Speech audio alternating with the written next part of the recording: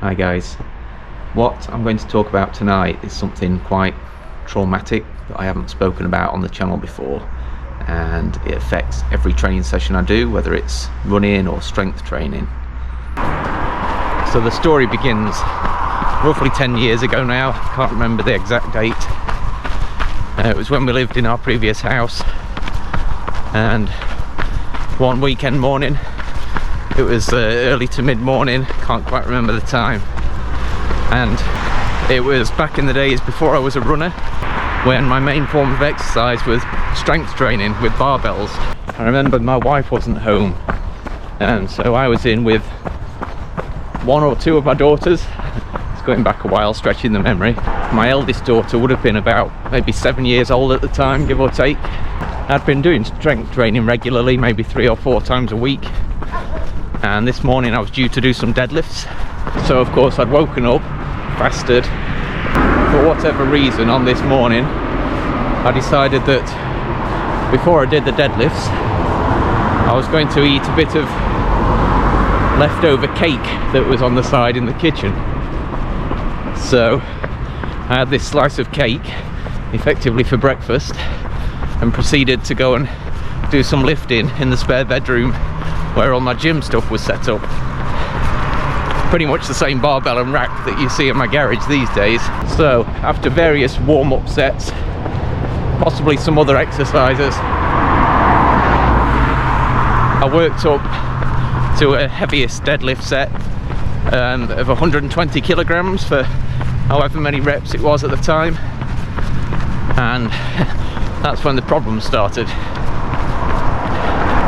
Not long after I'd stood up from doing the lift, I started to feel really dizzy. I got kind of a fuzzy pins and needles type feeling in my head, and then it moved to my arms, and started to feel like I really needed to sit down or lie down. Yeah, it wasn't good. I was hoping it was going to pass. I kind of started walking towards the bedroom door as if I was going to go out onto the landing. My daughter happened to be nearby, so I was talking to her, and when I realised this feeling wasn't going to pass and it was actually getting much worse, I said to her, "Can you go and tell the neighbours that I'm not feeling well?" So thankfully, even though she was only young, she trotted off to the next door neighbours to let them know that I wasn't well, so that they could come and help out. As luck would have it even, at the time, one of our neighbours was a paramedic, so how lucky is that? He came round to see me, and by the time he got there, I'd kind of shuffled out onto the landing and then just lay down. I just felt like I just needed to lay down. Wasn't feeling good at all. Couldn't stand up, and yeah, I just had nothing. Just had to lie there with my eyes closed. So my neighbour came round and started having a look at me. He kind of knew what he was doing, being a paramedic. He was checking me over. His wife came round as well, and I kind of explained what was going off, how I felt. He told his wife to call an ambulance, which like I say, it's quite traumatic just thinking about it.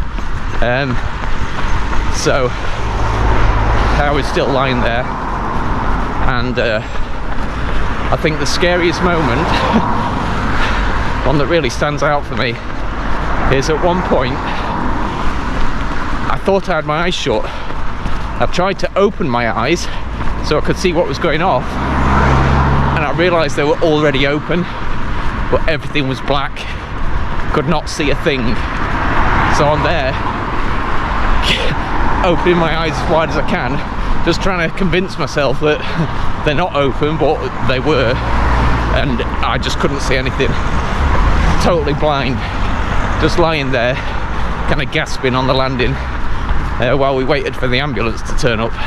So the next thing I remember, the ambulance man was there, he was talking to my neighbour about what had gone off. I think I was starting to feel a little bit better. Could probably see again by this point. I do remember seeing the ambulance man in the house, and having checked me over, took a few readings and stuff, I decided that I needed to go into hospital just to find out what had gone off and get me checked out in there. One other thing that actually makes me chuckle when I think back to it, and it did after the event as well,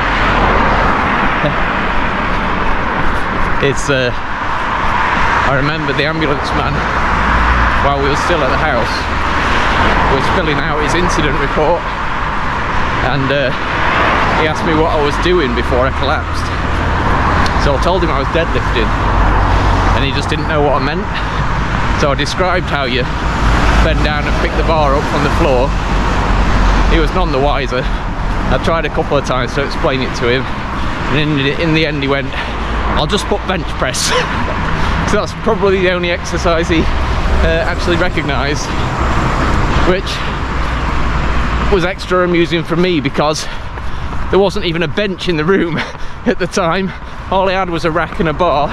There's no way I could have been bench pressing in there, but yeah, he wasn't having the deadlift, so he just put bench press. So anyway, this was my first ever ride in an ambulance. They put me in the back, and I just lay down and got driven to the hospital accident and emergency department, where they promptly checked me in and put me into a room so I could be looked at by the doctors. So it was fairly uneventful at the hospital, to be fair. I was feeling somewhat better by the time I got there. They did some tests, checked my blood pressure, did a heart reading, and told me that everything seemed to be okay. Obviously asked me a few times what had happened, and then after staying there and being monitored for a handful of hours, I don't remember exactly how many, they said I could go, and that was pretty much the end of things as regards that incident. So after kind of looking into it myself, when I got home, asking people more experienced than myself if they'd ever been through this thing before, the conclusion I came to was that waking up fasted and then eating the cake, just a small slice of cake, just before I did my exercise, was my main error on the day.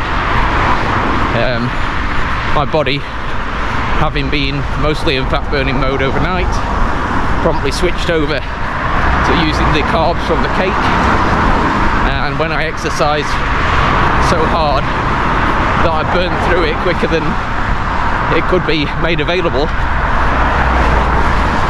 everything went south, and yeah, I passed out. Now, I don't know whether you've ever experienced any kind of fainting episode or any kind of medical condition where you don't know what's going off, but you just feel like you're going to collapse, and it kind of makes you panic because you don't know what it is, and obviously all the worst case scenarios go through your head, you know, heart attack, stroke, anything that you've never experienced before that could now be happening, and you wouldn't know any better. So yeah, definitely a horrible situation, and it's a massive relief once it's passed by and you're feeling better, but it does shake you up, and obviously I didn't want it to happen again. So obviously took a bit of a break from training and was very wary of deadlifts from that point onwards, and also was very careful about how I fueled my lifts as well, because waking up fasted and having some sugary breakfast was off the menu from that point onwards. So as I say, that was around 10 years ago, and being careful from that point onwards. I took up running about 3.5 years ago. I hadn't had a similar incident ever since, so I took it as being a one-off, and yeah, was just grateful that it didn't happen again after that, until recently. So a few months ago, since we've been living in the new house and I've had my little garage gym set up, again on a weekend morning I went out for a little run. Nothing spectacular, fairly short, fairly gentle, and then straight into the gym afterwards to do some lifting. I did a few different lifts, including some deadlifts, would you believe. I don't lift anywhere near the same weight these days, so the maximum would have been 70, maybe 80 kilograms. So I didn't really feel like I was overexerting myself. In fact, after I'd finished in the gym, I went in the kitchen. I started looking what food I could have. Had a drink of water like I usually do. And yeah, I was kind of walking about the ground floor of the house, chatting, and everything was fine for a while. But then all of a sudden, this wave hit me. I was feeling really woozy, really nauseous. My stomach felt funny. Everything went tingly. And yeah, I didn't really know what to do.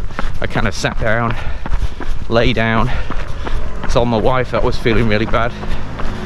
And yeah, I didn't know what was happening. It was slightly different from the incident we just talked about. So it was kind of familiar yet unfamiliar at the same time. And I was again really scared that it was something bad happening. Now, everything in my body was telling me to sit down or lie down. So that's what I was trying to do, but then suddenly my bowels loosened, onto another phrase. I had to dash to the toilet, well, as quickly as I could manage. I was kind of crawling, and then sit on the toilet, and I just felt like I needed to get my head kind of below my legs, or at least on a par with them, but that's not possible from that sitting down position. So I was in a bit of a predicament. So eventually I finished on the toilet after a few rounds of being quite ill. I got myself back into the living room by crawling again, and lay down on the sofa with my legs raised up slightly on the arms of the chair. So feeling really bad at this point. I had kind of flu-like fever symptoms, kept going really cold but sweaty, and I was just, yeah, lying there shaking on the sofa. Got some covers on me to try and keep me warm, and yeah, I was all over the place, felt really bad. But yeah, at some point my wife figured out that it was this kind of fainting episode, and reading through the symptoms I could kind of recognise what was going off, and yeah, that calmed me down a bit. So I was toying with the idea of having to go to hospital again, but having figured out to within 99% certainty that I knew what it wasn't anything fatal, I just had to ride it out. And it took a good few hours before I felt normal again, or reasonably normal. It took a lot out of me. I felt pretty rough going into the rest of that night and the next day. So after looking up on the internet all the stuff about these fainting episodes, there were a couple of articles about vasovagal syncope, I think they call it.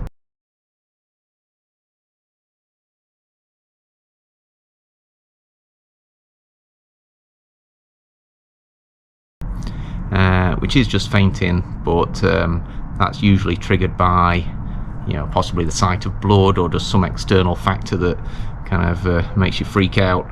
But it's the same kind of idea. It's just a regular faint, if you like. So of course I checked how you can prevent these things from happening and all this, that and the other. So I've got some kind of idea of what I need to do, because I really don't want to go through that again. So I have implemented some stuff into my training, just to try and avoid this ever happening again. The main ways to combat this and try and prevent any more episodes begins with food and water. I never do fasted runs anymore. I always make sure I've eaten something, even if it's just a banana, and on any runs more than an hour I will take something with me, maybe a gel, just to give me some fuel on the way round. make sure that my body's got what it needs to keep me going without me conking out. Hydration, of course, I make sure I drink before the run, and I always take water with me now. Have a rule where I try and make sure I drink the water I've got with me before I get back home. And when I do get home, I make sure I drink again, water, also some electrolytes if it's been anything other than a short, easy run. And what I now do after almost every run as well, I might do a run, then the gym, and then implement this, but I lie down with my legs raised for a good few minutes. I usually lie on the floor, put my feet up on the sofa, and go on Strava to put the details of my running, and that kind of passes the time while I'm letting the blood flow back down from my legs to the rest of my body and to my head, so I don't starve my brain of blood again, which seems to be the theme of these episodes. And yeah, I'm just hoping that these two are the last of them. I'm taking every precaution I can do. There doesn't seem to be any underlying medical condition other than being slightly prone to these episodes if I do the wrong things. So yeah, I'll stick to doing the right things, and hopefully that should ward them off. So yeah, there's the story. Don't know if anyone else has ever experienced anything like that before. I certainly don't want to experience it again, but thanks for coming along with the ride and listening to my story today, guys. I'll be back tomorrow after my Thursday training, so I'll let you know how that goes, hopefully smoothly. I'm off now to have a drink and put my feet up, and yeah, if you do want to subscribe to my channel, it is free. Just press the button and watch the subscriber count go up by one. Thanks a lot. See you next time.